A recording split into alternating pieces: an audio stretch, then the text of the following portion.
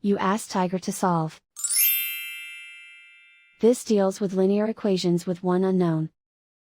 The final result is p equals -2. Let's solve it step by step. Simplify the expression. Group like terms. Simplify the arithmetic. Expand the parentheses. Simplify the arithmetic.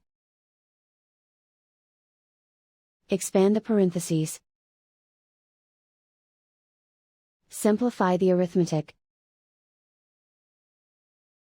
Expand the parentheses. Group like terms.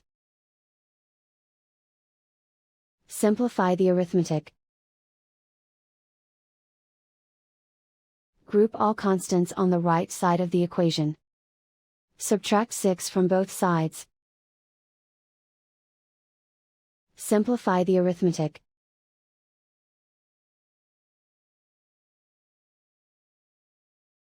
Isolate the p. Divide both sides by 4. Simplify the fraction. Find the greatest common factor of the numerator and denominator. Factor out and cancel the greatest common factor.